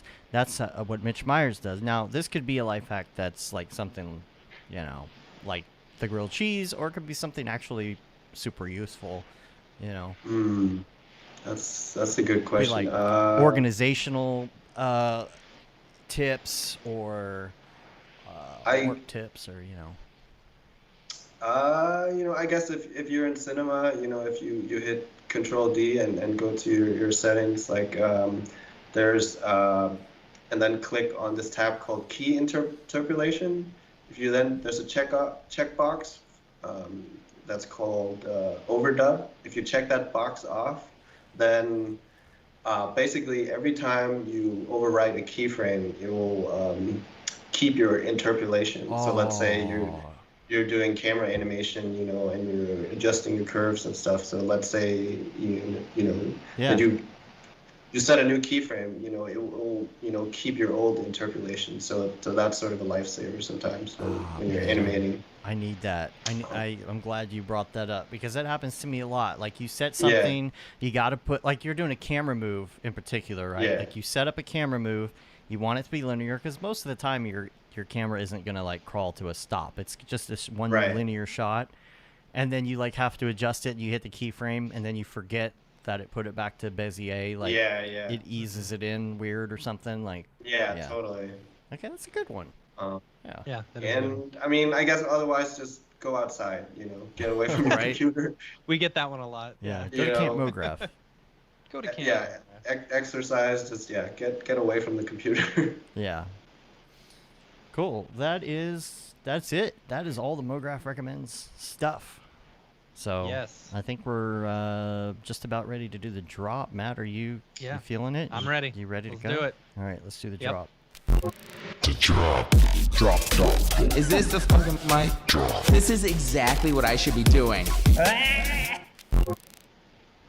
What's up, and welcome to this week's episode of The Drop, your weekly source for all things NFT and crypto art, as well as upcoming drops by notable people in the Mograph industry. I'm Matt Milstead. Joining me, as always, is Dave Koss. And joining us this week is Chris Bjerre. I believe I said it better this time. Yeah, maybe. Had a little bit of practice since. Sweet. I was very excited about the drops this week on Nifty and stuff because they are only doing one per day and even skipping a day, which is cool. And they got a new website. Oh, yes. If y'all have not seen the new Nifty website, y'all are missing out. Mm-hmm. I am very impressed with the way this looks. They're going for that foundation aesthetic. So with the rounded corners and like if you actually like click on Marketplace, looks nice. Dave. Looks nice. Oh yeah, the Marketplace. Click on Marketplace. Looks nice. Yeah, Marketplace is really nice. Pretty. Stuff like that. Look at So you can this. search. Oh, look, they actually have the search artist. You can actually do it in alphabetical order now. Oh, look at all this. Now, I will say that this one right here, this one's only priced at $7.7 billion. That's the lowest ask right now for this. This is last week's. Yeah, we talked about this last week. Yeah, those were really pretty. $7 billion, huh? Seven, yeah. Well, I call can afford it, scruples on right? that. But all right. So bunch of cool drops this week. Some veterans, some nifty veterans, as well. First up, we've got. I'm gonna botch all these names, so I apologize. As usual. Oh wow. Alexis Christodoulou. Wow, that's a toughie. It's a toughie. Yeah. Just Christodoulou. blanket apologies across the board. Yeah, Just write that in the fine print underneath the stream all the time. Just apologies for the mispronunciation. This one had a burn redemption. Oh yeah. As well. Mm-hmm. So one of these, and I'm seeing this as a common theme, that people are doing, and it's to make things a bit more scarce. Yeah. So Alexis had a burn thing like last week, so you burned some of their pieces, and that will give you a chance to get into one of the drawings on this one, which is pretty cool. I think that's neat. So yeah, that one is today. Next up, we've got John von Hammersfeld. Okay. Woo. So All right. so the thing about John, so I just put the website in, because John has not updated his Twitter since 2017, and normally, me, I would skip it. Right. But the thing is, very famous artist actually did has done album artwork for a lot of amazing people like Rolling Stones, Jefferson Airplane, the Beatles, and so kind of kind of historic drop, which I think is very cool. So could be interesting. I don't even know what that is, Dave. So That looks crazy. Like that style Yeah. looks so familiar. yeah. So familiar. So Man, anyway, all right. very cool artist doing a drop on Nifty. That is September 1st. But is this the guy who tomorrow. did albums? He did like the a Beatles album. It was. Yes. What Beatles so album? Let me look it up, and I can see exactly which album he did. He did Magical Mystery Tour. Okay. And also Wild Honey by the Beach Boys, Crown of Creation, Jefferson Airplane, tons of stuff. Skeletons from the Closet by the Grateful Dead. I mean, that one is super iconic. That one right there. What is that? The one with the bears, or no? No, it's the best of the Grateful Dead. You know, Okay. so good. Anyway, yeah. So that drop is on the 1st, which is pretty cool. And then on the 2nd, I'm gonna mess up this name. I think it's just Recode, right? Recode, yeah. Recode, yeah. Recode, that sounds about right. So Yeah. there's this Sometimes one, you're like super trying cool. to get too creative with it. It's like Right, Recode. exactly, No, it's Recode probably. Yeah. Right. So cool. I don't know if this is actually like motion tracking along with 3D. That looks or, like a 3D building. Kind of looks like it. That's Yeah. The textures are looping in some Yeah. places. So anyway, cool Mography stuff. Mhm. That one is on the 2nd. Cool. Recode. Yeah. Next up on the 4th, they're skipping the 3rd. On the 4th, you've got Maggie West. Maggie is she's like a photographer, and she does like all these really pretty like installations and stuff. With a lot of flowers. Yeah, a lot of flowers, very vivid, and really interested to see what kind of drop she does. She doesn't update a lot on Twitter either. I was gonna you say, know. just looking at this building, I was like, it looks like that star-looking building in LA, and I think it is. It's a U.S. Bank Tower in LA. We just saw this the other day. Not the piece, Yeah. but we saw the building. Yeah. Um, So a lot of I don't know, famous super cool stuff, places really with pretty. these installations. This one in particular here, I'm pretty sure that I've seen this building with a bunch of different kind of fun projections and things on it before. So Yeah. So anyway, I'm interested to see what her drop looks like. That's the thing. We never get any of these previews. yeah, So unless they then on put the on Twitter or 5th, something. Jose Delbo, who we've mentioned quite a few times, is also doing a burn drop as well. So there will be burn pieces available for redemption and stuff like that. So Jose, old comic book artist, for DC and stuff like that, which is cool. So Cool. Yeah, everybody's that's it. burning. I know.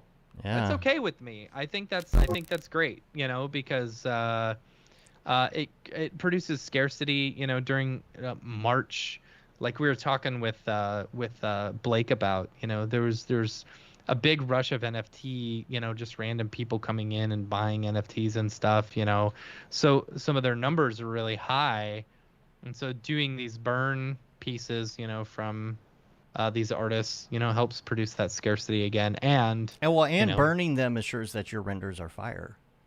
oh gosh.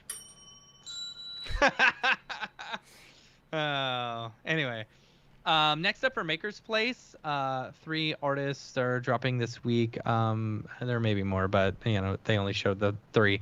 Anyway, so today we've got Mark McKenna. I didn't take a too close of a look at some of these, so illustration there. yeah. I was actually is a really pretty illustration and stuff like that. So I'm assuming a comic book artist. I was gonna say comic book artist, right? I mean, yeah, gotta since be. you got Thor there, or heavily influenced, of course. Well, I mean, it's not like Mythology 101. Okay, I mean, it's not like. I think Disney tried to copyright Loki or Thor or something like that, and you're like, you can't copyright, a Greek god or some sort of god. Yeah, is it a Greek god? Norse god. Norse god. Yeah. Yeah, like anyway. So yeah, it's funny. Sneaky. They're so sneaky. That's Disney for you. Yeah. Next up, September 1st, Javier Arez. This one is called What Rock Never Dies. Oh, look at that. That's Real cool. fun stuff. Yeah, I like the Beatles. details. You know, the Beatles. The Beatles. I love all the details, all the cool little moving stuff. You know, it you can feel the motion with it. You know, really cool. I like that stuff. And then of course on the second, here it is. Corridor Digital is doing a drop. They're satisfying renders, and if you know the one that Ren did with the puzzle piece sliding into place, that is in the top 25 that is so satisfying. Most liked TikToks of all time. Wow. So that'll be cool to wow. own that NFT. The right? top 25. I mean, how many likes is that's got to be a dude? I have no idea. I don't know number. how. What's so funny Should is I when look he it up? posted that. When he Yeah, I remember posted seeing that, it. someone was like, "Oh, you should give credit to Yeah. Corridor Digital," and he's like, "I'll credit myself because this is my piece." Right. You know. Yeah, I'm looking So- at their account right now. Gosh. All right. So they have 129,000 followers. I'm trying yeah. to find. Now this is this? It's on Corridors proper right now. Why don't I see it? I don't know. Is it on Corridors or What is it on? I don't know. Is it on Ren's account? I think it's on specifically? Ren's. Yeah. Okay, maybe that's not the What same. is Or- his name on TikTok? So it's I'm looking at Corridor right now, but this is more like clips from the show and things. So maybe Ren is separate. God. Surrender. That's what it is. Okay. Yeah, That- he's got that makes 1.4 million views. Wow, 200 million views on that one. He's and got 26 1.4 million 26.8 followers. Yeah. Oh. 26.8 million likes on that video. That's insane. 200 million views. That Yeah, is 200 million views. God, I mean, like Hasn't been able to recreate that same amount since. 287,000 comments. Like, what do you even That's say? insane. What are people even saying about Yeah, a I comment know. like that? That render is Good fire. Lord. Yeah. It's So 55 years later, still watching. What? The perfect loop doesn't exist. The perfect loop exists. Oh. Yeah. So, yeah. That's awesome. That's it for the major drops. For community drops, we've got a couple people. Brandon Parvini, one of my favorite artists, just did 2 new drops on man. Foundation. Right? Dang, though. I know. There's I know. another one here too. So- Let me look this up. Is it Mhm. this one here? Is that right? Or is that the same? It's, yeah, those were they're similar looking. Yeah. But I think that second one, yeah, both very, very pretty pieces. Really like it. So yeah, that's Brandon Parvini. Pick up one of those for 0.5 Seriously, ETH. 0.5? Yeah. Come on now. Yeah, At telling those you, prices, Dave. you can't afford not to buy. I know. Oh man, that's funny. And then next up, Noah Wool has a drop on Hikyuk. I couldn't get this one to play earlier. Oh, you couldn't? I don't know Let me why. See if I can get it to play. don't know why. It's not playing for me either. Well, Yeah, I don't Wait, understand. it's just taking a Unless while. you're going for like a John Cage, type thing, where Well, it's just like.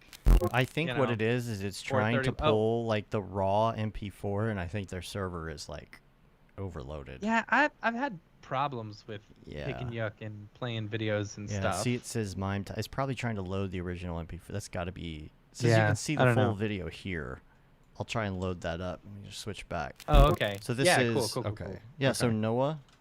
Noah, yeah. Let's see. So There that's we go. cool. I got it loaded up now. Hip and yup. Oh, Hype I and yup. see. See, you can still type it out, and I still don't know how to read it correctly. I see. So it's a piece from the video. So this is a whole. It's like it's a music video. yes. Oh, He it's was able okay. to get Oh, that's permission. cool. Yeah. That's So Martha Wainwright's new album, the label was cool enough to let him sell That's nice. sell as NFTs. Nice. It's cool. That's cool. Yeah. Cool. What else? Aliens. That's it for community. Yeah, let's talk aliens. Oh, All right. yeah. So, thevisitorsnft.com. Mm-hmm. So, with us being out of town, so this became a big thing on the Slack. And so it's like, oh, if you're a motion designer, you need to have an alien avatar. So it's really funny because the crypto art channel just blew up with tons of people, buying these aliens. It's you can buy them for 0.042 ETH or whatever. Yeah, they're pretty affordable. Yeah, they're very affordable. It's like $150 or something like that. Affordable aliens. And so there's information on how. So scroll down, Dave, just a little bit. Yeah. So these are the visitors NFT. So you can buy.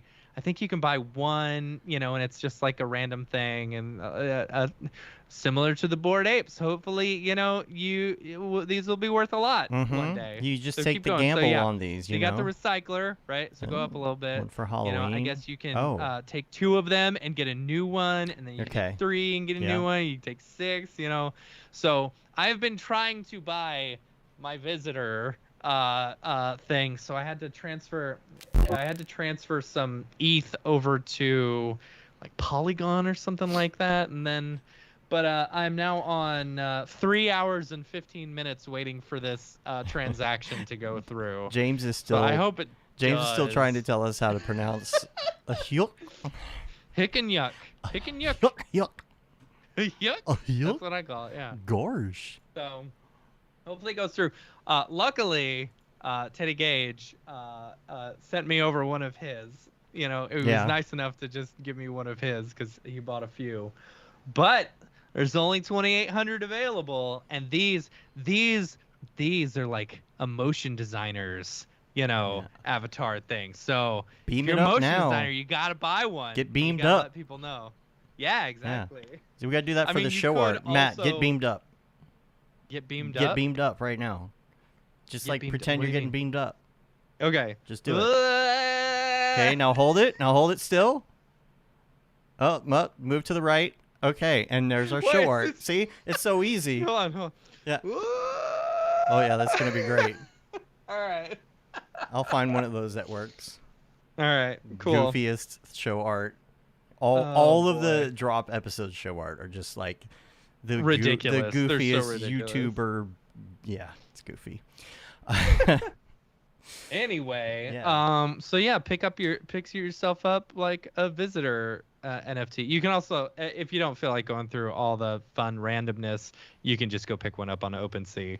So if you really want to do that, but then you gotta pay. Like the thing is, like, so you can either go through the hassle of actually buying them, like with Matic or whatever it is, and so it'll only cost you like $150, $160 or whatever. Or you can go to OpenSea. So the other day, someone was posting something on OpenSea, and I was like, "Oh, that's relatively cheap. I'll pick that up." But it was $115, gas fee, and I'm like, "How do people live like this? You know, like."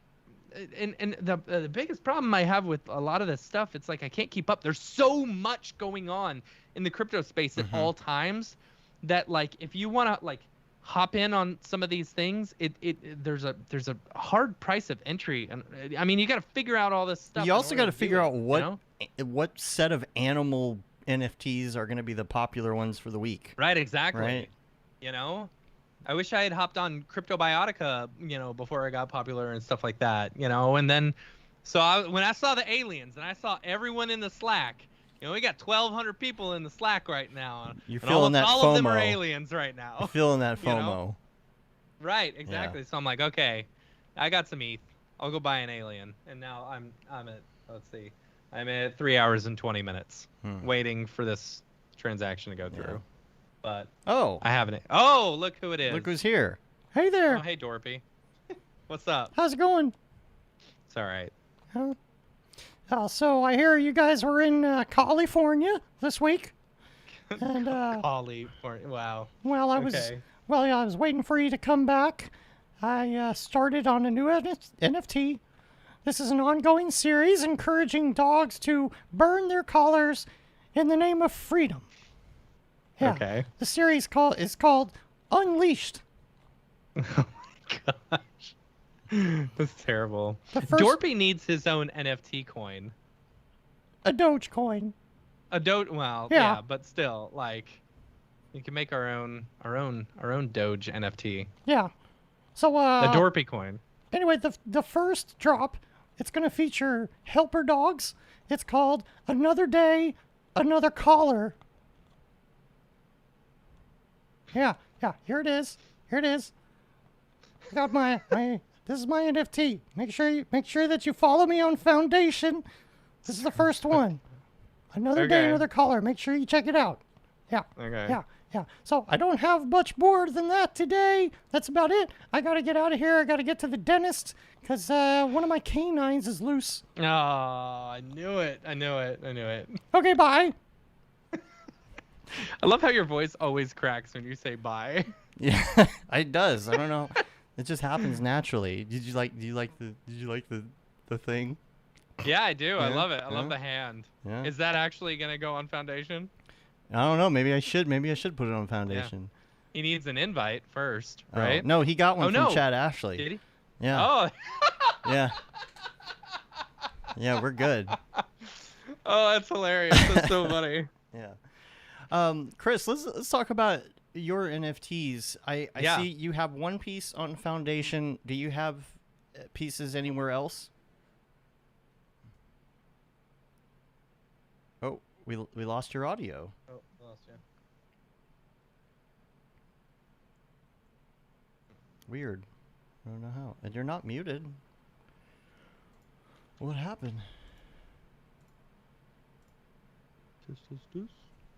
There we. Wait. Say something. It might just be Skype only. Maybe switch your Skype over to even if your other microphone possibly. I don't know how we lost you all of a sudden like that.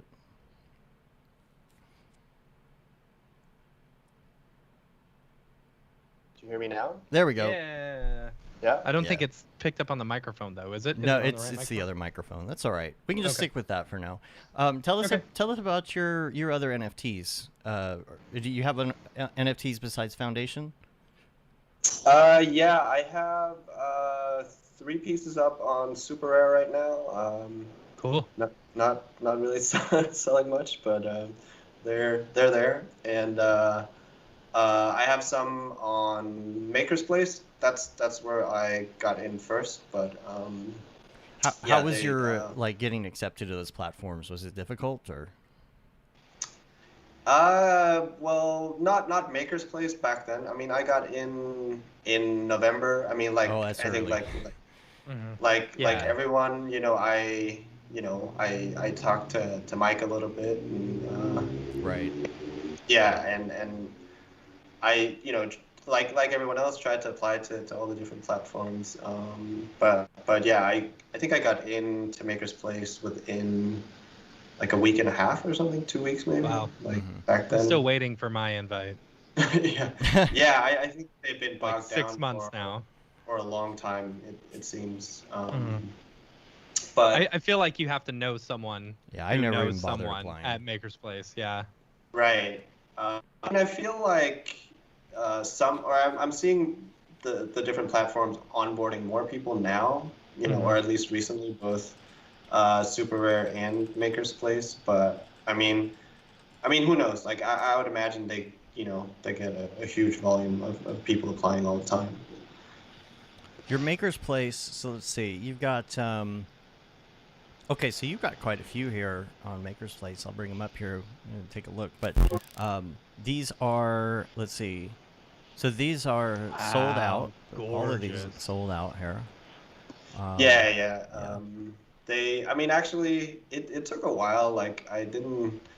Well, I think I didn't know much about it. At first, like I just put a few pieces up on Maker's Place, and I had no idea that everything was going on Twitter or anything. So they just sort of sat there for months. But yeah, it sort of slowly picked up, and I don't know. I think I'm sort of excited about, the potential of NFTs. I think it's, of course, it would be nice to sell more, but I think I don't know, like I would be creating stuff either way. So I think it's sort of an interesting, opportunity. And I'm sure as the space grows and newer collectors come in, I think, it seems like there will be more opportunity, so. And, obviously, no, sorry, go ahead. This one is actually, oh no, I'm on the wrong, where am I? Yeah, that's that's not yours. I thought I opened it up. Let's see here. I thought I had your foundation as well. You had it before. I don't know where I put it. My question was going to be, here it is. This one, okay, this sold as well, Emergence on Foundation. So my question was going to be, do you have like a kind of something that like determines like what you're going to sell on what platform? Like, are you like, okay, well, I'm going to put this kind of art on Maker's Place, this kind of art on Super Rare, this kind of art on Foundation, or is it just kind of like whatever you're feeling at the moment? I mean, I think at that time I had just gotten it on Foundation and just wanted to feel it out. But then like a week later, I got on Super Rare, so I kind of regretted not putting it on there. But yeah, that makes sense. Yeah. As anyone says, it's like everything is so unpredictable, and I guess it's a bit of a learning curve as well, just figuring out how everything works, and I can't tell you what the best way to do anything really is, because it is sort of very elusive, Yeah, some people just end up with a following on one particular platform, and it's like, okay, this is where the collectors are, this is where my fans are, or whatever, and it's just gonna stick here. I just know that like Foundation was a little bit easier to get into at first, and I feel like it got a little more flooded, which isn't. I mean, it's not necessarily a bad thing, depending on how your website is organized. But it did feel like people were treating, or are treating recently, Foundation. It feels a little more it feels a little more rareable-ish. And I don't know really how to describe that, I think you know. I mean, I think like the good thing about Maker's Place and Super Rare is that you have more control about like how you sell it, or the selling mechanics. You can set up auctions. You're not just forced to like, have a 24-hour auction, where at the end, like you're sort of at the mercy of, whatever happens, where you have a little bit more control the other places. Maker's Place, for instance, you can do additions and stuff like that. So, I think it's a question that comes up a lot with me is like, if I want to do an NFT, do I make something, or do I take something that I've already made, not necessarily a client project, but like a personal project? Do I put that out there, or do I start on something that is specifically because it's going to be an NFT? Like, I think a lot of people at first are minting these things they already had because they had them, and then it's like these, okay, no, this is specifically to sell. Have you done any specifically to sell? Because everything I see so far looks like it was something that you had already created.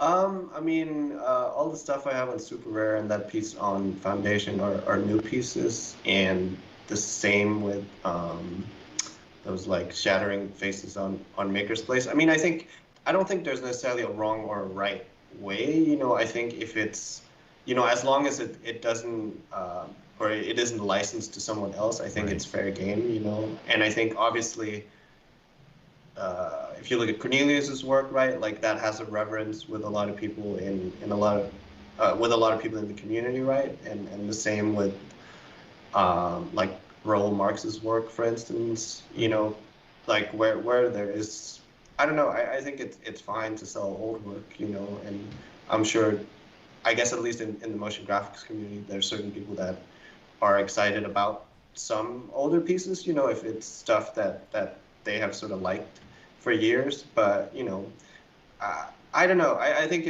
everything is still so new, so I don't think there's necessarily a wrong or a right way to do it, and as long as I don't know that I guess you represent yourself in the best way possible, and hopefully there will be a collector out there that's interested. Yeah. And I've seen some people who like will put their older stuff on Rarible or somewhere just to kind of get an idea or experiment and see what's working, and then like really curate what they're putting out on those other platforms. Right. Or like David Ariev, right? Like, I mean, a lot of his older pieces were really popular, right? And did really well. Yeah, and then Rarible's where you go to get the Beeple trading cards or something. Right. Well, I mean, at the moment, everyone's killing it on OpenSea, right? Everyone's doing these fractionalized collections, and I guess selling like lower price, like high volume collections. Right. Yeah. That's very OpenSea or Rarible or something like that. Yeah. Cool. That's all. Did we have any other? No, we had the Alien Link. We already talked about that. Anything else, Matt? No, that's it. That's it for me. All right. If you are dropping any NFTs, feel free to hit us up, info@mograph.com, and we'll shill them on the show. Yeah. Let's get back into the regular show. All right. To drop. Is this the fucking mic? This is exactly what I should be doing. And we're back. Right. Thank you so much for being on today. Yes, Chris. Absolutely. Thank you so much for having me. We don't get to meet a lot of people in person anymore. Yeah. And I think we've said a couple times, it's like we do these interviews and we catch up with some of our in real life friends, and we're because of COVID and everything, we're meeting people for the first time via the show. So I know we've spoke briefly before and whatnot on Skype in the past, but it's always good to meet somebody new and go down the rabbit hole of work and talk more in depth, because until we get back to all these in real life meetups, that's what we got to do. We got to keep that feeling of community and fun and all of that going. So we appreciate you taking the time and all of that. Yeah, totally. Thank you so much for having me. I really appreciate it. What do you got coming up? What's next? What's your next thing?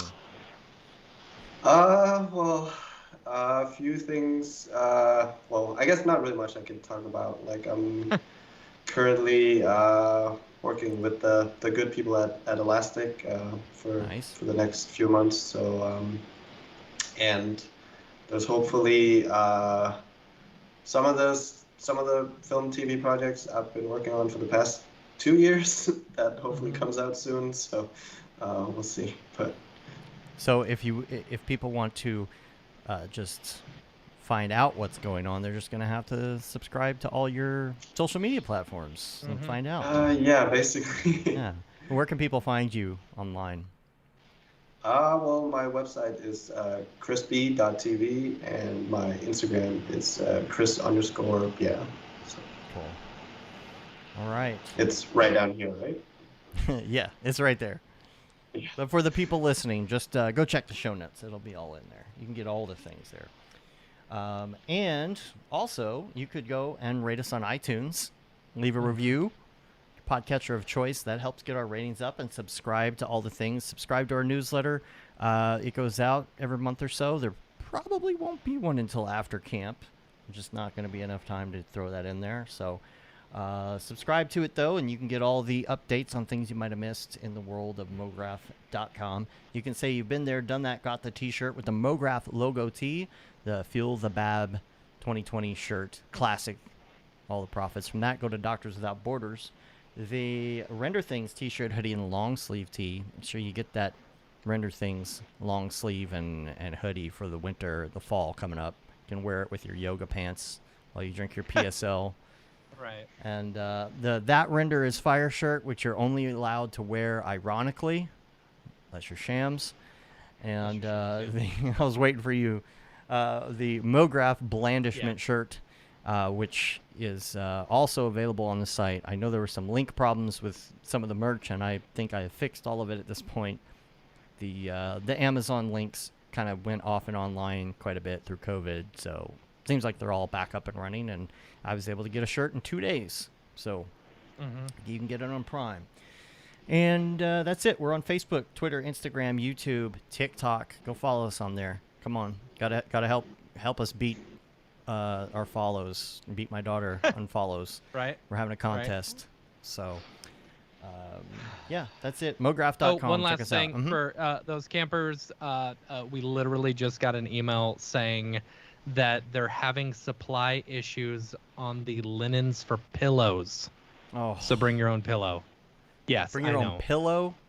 Bring your own Oh, pillow. man, that's a that's lot of the room only in a thing they haven't suitcase. been able to. Yeah, that's Man. not so bad, but Yeah. bring your own pillow.